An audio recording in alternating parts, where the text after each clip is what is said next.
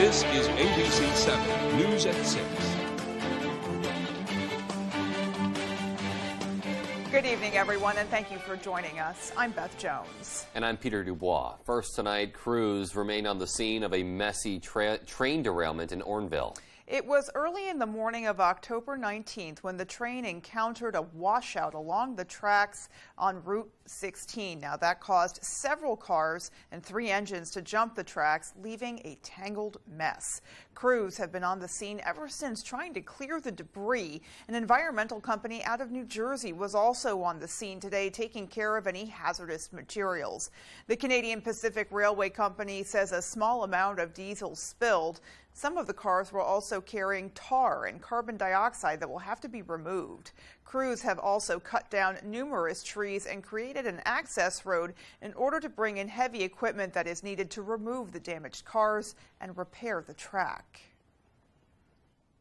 Let's get into that time of the year where we batten down the hatches for the cold of winter. And this year, like all others, the cost to heat your home is a topic of discussion.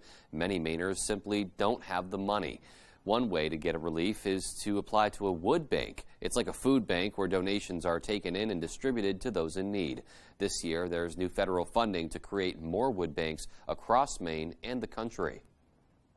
The federal heating assistance, which goes through the states, does a pretty good job with electricity and gas and oil, even though they're underfunded. But they're not really set up to deal with firewood. So these banks will help emergency situations for thousands of homes across the country. And for more information, you can visit firewoodbanks.org. Well, Maine Treasurer Henry Beck is looking for help from the public to find the owners of some war-era bonds. The bonds were issued between May of 1941 and June of 1980 as defense bonds with maturities of 30 to 40 years. The Office of the Treasurer is currently holding them as part of its unclaimed property safekeeping program. The bonds came to the office from abandoned safe deposit boxes at financial institutions. Maine State Treasurer Henry Beck says with Election Day and Veterans Day approaching, they would like to find the rightful owners.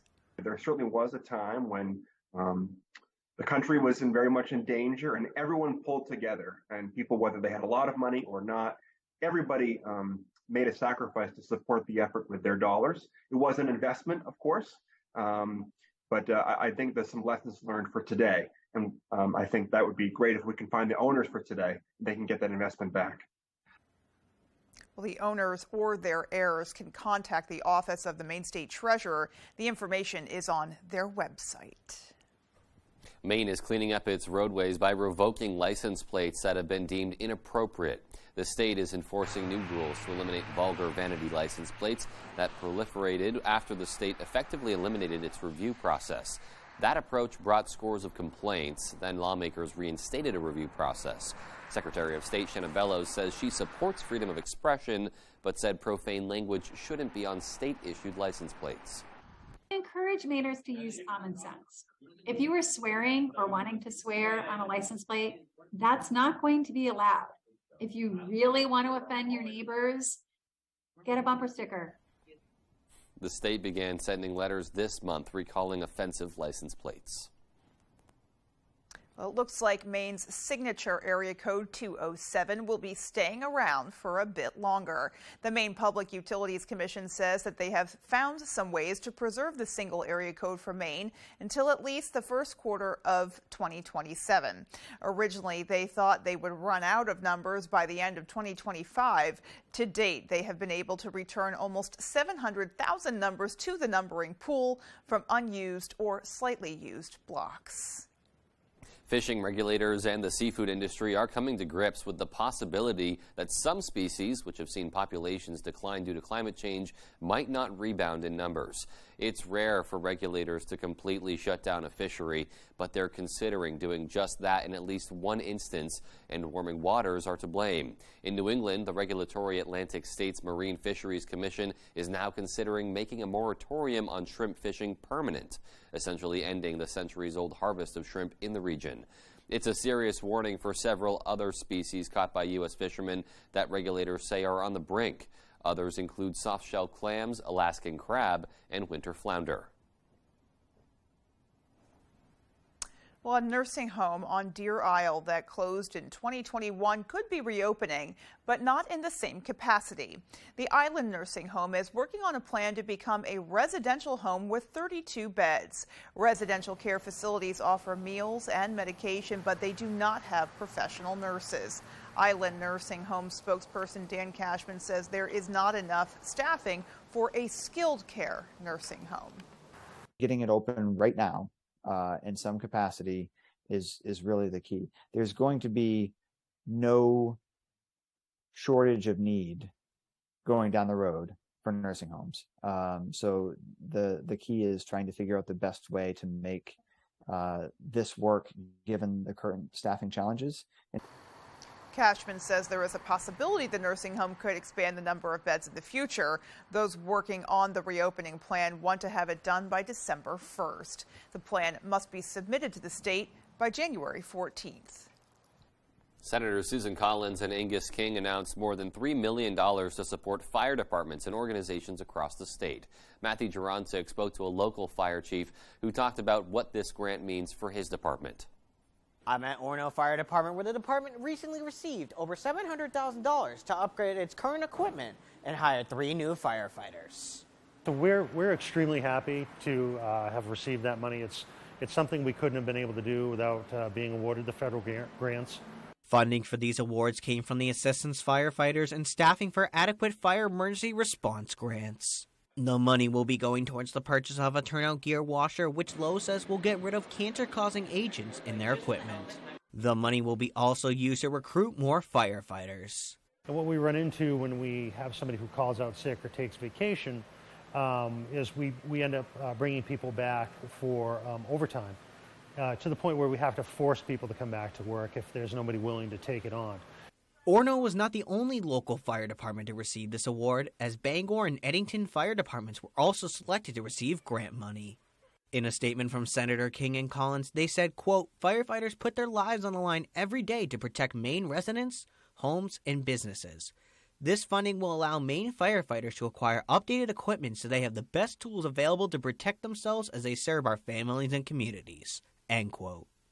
Both projects are high value and high dollar projects, and they're really going to bring a lot of positive to the community and to the department.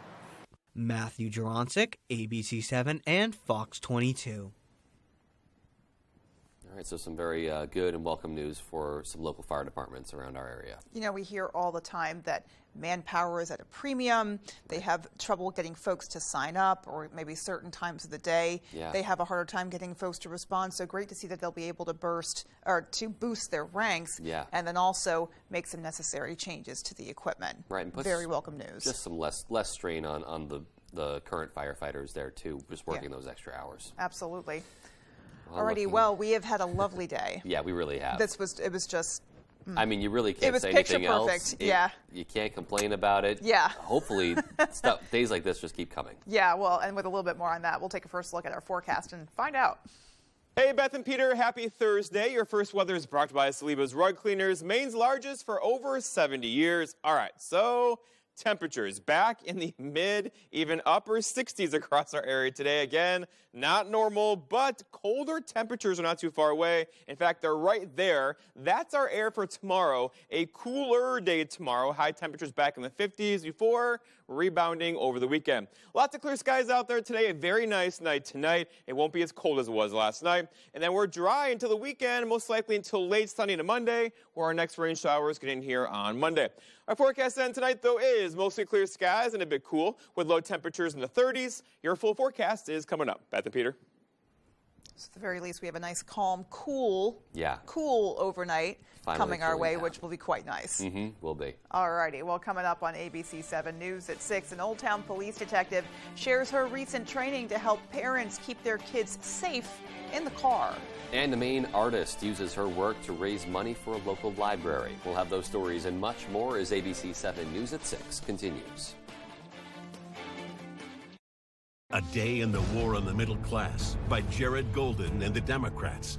That day, Jared Golden voted to raise taxes on low and middle income Americans, double the size of the IRS, drive up home heating and gas prices, and empower new regulators who will hurt Maine's lobster industry. but it's not too late to do something about it. Yeah, we can stop their war on the middle class. Defeat Jared Golden. The NRCC is responsible for the content of this advertising.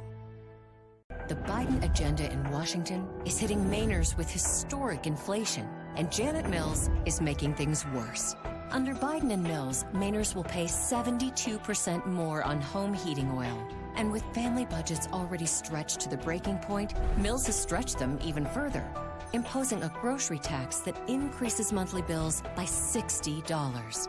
Maine families simply can't afford Janet Mills. The top funder of Maine Families First is Thomas Klingenstein.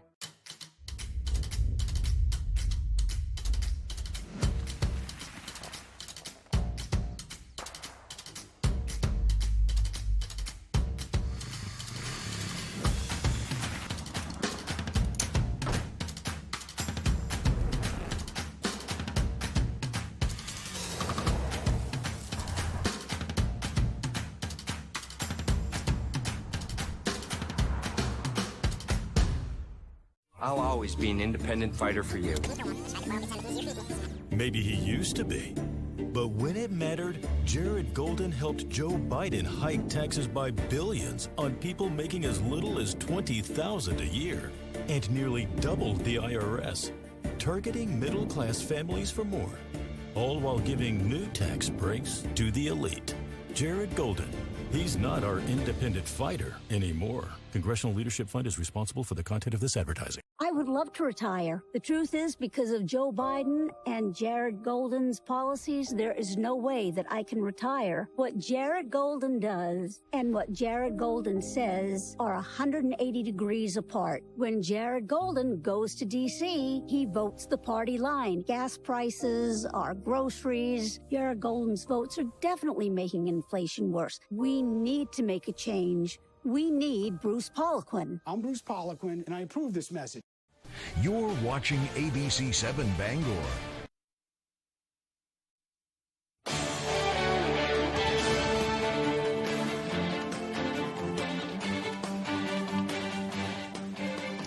Believe it or not, you may think you are, but you might not be securing your child in a car seat in the exact right way. But luckily, a local police officer can help.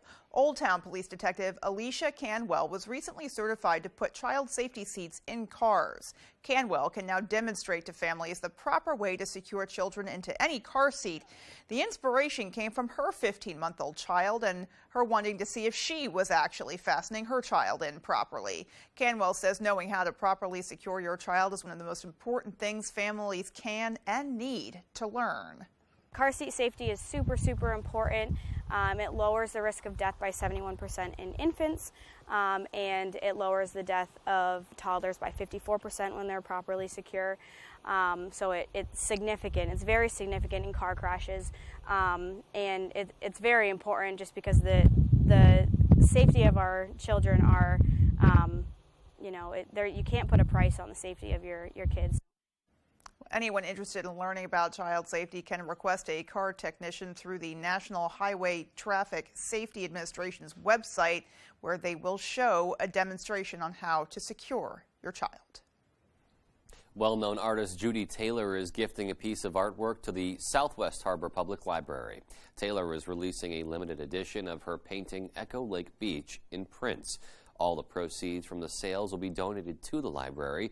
You can stop by Southwest Harbor Public Library to see the original on display and to purchase a print yourself for $250.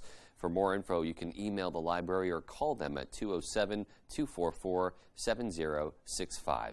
Another very vibrant piece of art on display there. We've definitely been on an art tangent lately, and I'm totally cool with it because I love seeing the work of local artists. It's just extraordinary. Yeah, really cool stuff. Alrighty. Well, still to come on ABC 7 News at 6, a Boston-based photographer captures compelling images featuring Maine's lobster fishing families. And in sports, Maine hockey is coming off one of their biggest wins in the past 2 seasons, but it doesn't get any easier for the Black Bears. We'll have that story right after the break. After 9/11, Jared Golden joined the Marines and served the country he loves. When he returned, he ran for office to serve the state he calls home. He passed legislation to cap the cost of insulin for seniors and lower drug prices for people across Maine. But Bruce Poliquin, He went from Wall Street to Washington to serve himself, taking thousands from drug companies and voting against capping costs. Jared Golden, from here for us. Moderate TAC is responsible for the content of this ad. I was a public health nurse for 29 years. I went into the homes of my neighbors, including many seniors, and cared for them. Then Paul LePage became governor, and everything changed. He kicked seniors off Maine's low-cost prescription drug plan. He cut a Social Security program when it was needed most, and even opposed Meals on Wheels funding. How cruel is that? We can't go back to Paul LePage. The top funder of Better Maine is the Democratic Governors Association. I'm Jared Golden, and I approve this message. Veterans need a congressman who's got their backs. Jared Golden does. Jared's a veteran himself and worked with Republicans and Democrats to get the VA to build an inpatient facility in Maine to treat mental health and substance use disorders. Bruce Poliquin didn't have my back. Poliquin helped create a commission that wants to close VA facilities across Maine, forcing veterans to travel even further for VA care. Veterans can't trust Bruce Poliquin. Joe Baldacci was born, raised, and educated right here in Bangor. He's promoted and supported hundreds of millions of dollars in commercial and economic development projects. He has fought to protect vital services from drastic budget cuts. In his first term in the state Senate, Joe delivered for his constituents in Bangor and Herman on jobs, school funding, expansion of health care, and protecting the environment. Joe Baldacci, delivering results for the people of Bangor and Herman. I served our country during the Gulf War. We were fighting for freedom in the Middle East. But in Washington, Bruce Poliquin would take away freedoms Mainers have earned. He voted for a nationwide abortion ban and said he supported changing the Constitution. Poliquin would allow politicians to stand between women and their doctors, even in cases of rape and incest. We didn't fight for our freedoms for politicians like Bruce Poliquin to take them away. DCCC is responsible for the content of this advertising. Tonight's Sports is brought to you by Engstrom's Auto Service in Guilford. We specialize in all foreign and domestic service and alignments.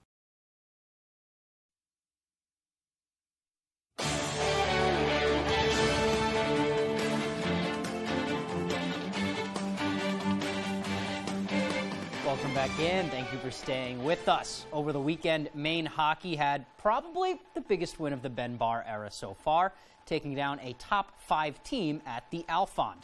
Not only did the Black Bears beat third-ranked Quinnipiac, they shut out the Bobcats with the scoreboard reading 4-0 after the final horn. Game was scoreless after 2 periods before Maine erupted in the final 15 for all 4 of their goals, but the offense wasn't the bright spot. Between the pipes for Maine was Victor Ostman, who stopped 33 pucks in the game, bringing the Black Bears the win in his first career shutout. You know, I think there's a lot of factors. I think Victor obviously made a ton of saves in that first half. So they had a 5-on-3 and some really big-time saves to keep us 0-0 the first 2 periods. So that also gives your team a lot of confidence when you know your goaltender is going to make some saves back there. That was obviously a good feeling, a relief. I've played. This is my 3rd year here now, so it's fun to finally get a shutout. But I mean, I got some lucky bounces too. I mean, Sirota made an incredible save. He saved me there for the shutout. But yeah, it's exciting.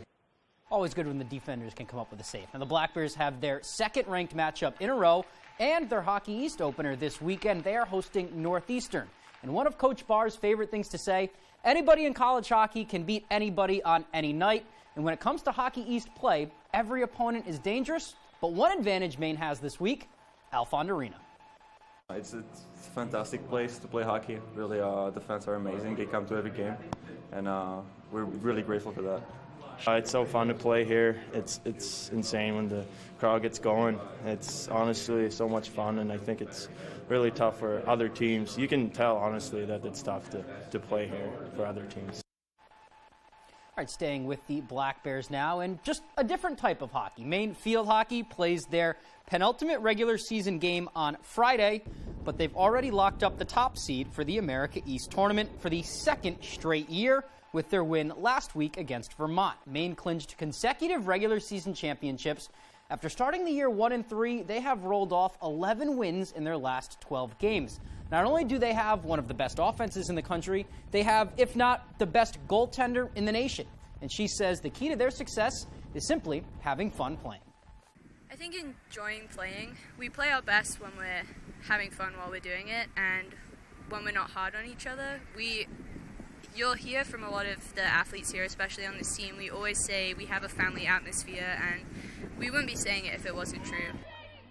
For the second straight year, Maine is the home of the America East tournament that takes place next week. And you'll see in a second, maybe Amy Vachon's dog Bailey will be there too. There she is. Black Bears play their first postseason game November 4th at home at noon. They say they cannot wait to compete for a conference title in front of their fans. It's going to be electric. The local community really does come out and support us so much when we have big things like this. So I'm super looking forward to the electric atmosphere that the RNO brings to things like this. Yeah, I'm fortunate to have some hometown fans come out to the games. It means a lot to me just having my friends and family here to support me playing at this high level. Yeah, the fan support is one of the most exciting parts about having the home field advantage. It's just really exciting to be able to be at our own facilities in our own comfortable space and have everyone come out and support us. Looking forward to covering that next weekend. So Maine eagerly waiting for the postseason for our high school athletes. They're already in the postseason. Quarterfinals wrapping up. Let's check out a Class B North boys soccer matchup. 6th-ranked Ponies from Foxcroft taking on the number 3 Eagles in Ellsworth. Early first half for the Eagles, Silas Montigny. He's going to come out of nowhere right there with his left and blast one towards the net, but Peyton Wallman is there for the save. Nice stop there by the goaltender. Later in the first, Montigny again going to put on some fancy footwork in the corner here, and then he crosses to Cruz Coffin, and Coffin gets one over the head of Wallman. It is 1-0 Ellsworth.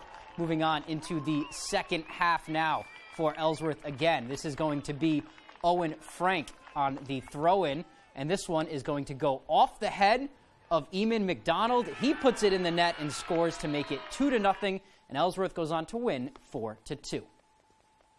Big win for the Eagles there. They move on to the semifinals. That is all the time we have for sports right now. Here's Jeff Weller with your full 5-day forecast. Jeff?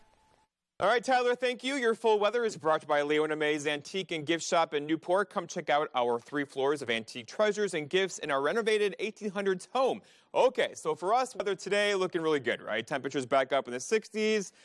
It's going to be colder tomorrow for one day only, and then the weekend is here. We're talking about temperatures back in the 60s through much of next week. Today, though, we did this. 67 here in Bangor today, 64 for Millinocket. We'll take it for late October. This is not normal, but the colder air is right there, and that's moving our way for tomorrow on a gusty northwest wind. It's going to feel much differently around here tomorrow.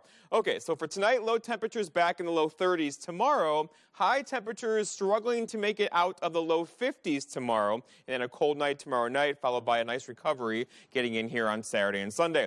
The gusty northwest wind is out there currently. We had a couple wind gusts near 30 miles per hour today. This will stay with us for several hours tonight into early parts of tomorrow as that cooler, drier air kind of floods into the region, and it's going to cool us off a lot for tomorrow. But it's increased the visibility across the area. Remember yesterday we had the areas of fog across our area. Not so much today with that gusty northwest wind and those dry area conditions out there too. All right, so speaking of dry, this is the drought monitor. It comes out every Thursday. It came out today. So for decades, of course, drought across the West. Look what's happening, though. It's kind of creeping into the Great Lakes and Midwest as well.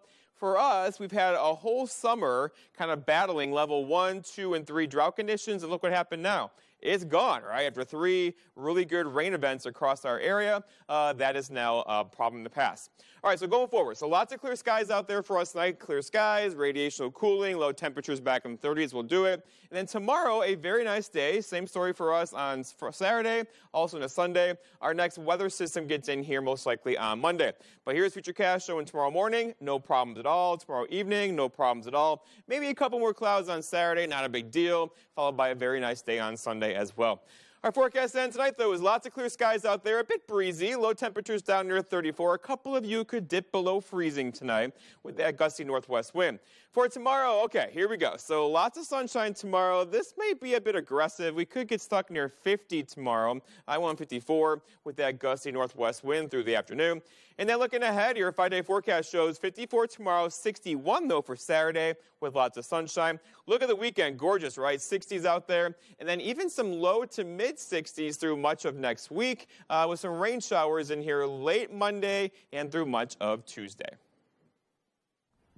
So pretty ideal. Yeah, some rain starting next week, but as far as the rest of this week goes, can't complain. Cannot complain. Yay. The weekend is almost nigh. It is almost nigh. Indeed. All right, well, there's still more to come. Stay with us.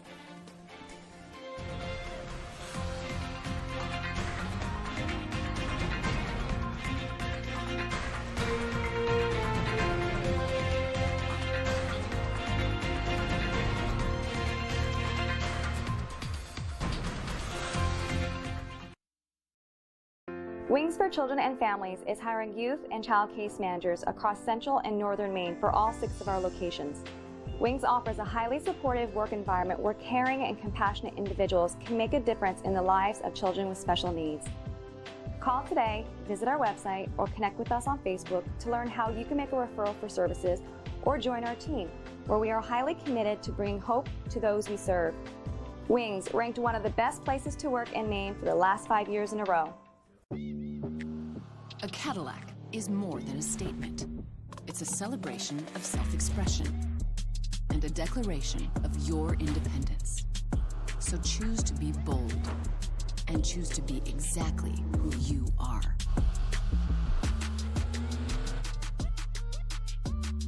Get 2.99% APR for 60 months on most 2023 Cadillac models. Visit Court Cadillac in Bangor. The Biden agenda in Washington is hitting Mainers with historic inflation, and Janet Mills is making things worse. Under Biden and Mills, Mainers will pay 72% more on home heating oil. And with family budgets already stretched to the breaking point, Mills has stretched them even further, imposing a grocery tax that increases monthly bills by $60. Maine families simply can't afford Janet Mills. The top funder of Maine Families First is Thomas Klingenstein. A Day in the War on the Middle Class by Jared Golden and the Democrats. That day, Jared Golden voted to raise taxes on low and middle income Americans, double the size of the IRS, drive up home heating and gas prices, and empower new regulators who will hurt Maine's lobster industry. But it's not too late to do something about it. Yeah, we can stop their war on the middle class. Defeat Jared Golden. The NRCC is responsible for the content of this advertising. I'm Phil Levesque, president of Levesque Business Solutions. We're a family-owned Maine business since 1963. We're your one-stop shop for great office products at affordable rates. From copiers to office furniture to PPE, we've got it all warehoused right here in Bangor. We're your local small Maine business with a dedicated staff providing honest and friendly customer service, top-of-the-line tech support, and the option of in-house leasing. Let us help you get back to business. I grew up homeless starting at age 11. I understand what it's like to struggle. Right now, senior citizens, our families, are struggling with high grocery bills, home heating oil prices, and electric bills. I get it. Janet Mills hasn't made it better. She's making it worse. Policies pushing high electric bills, home heating costs, considering gas tax increases, they are just wrong. With your vote, we can fix it.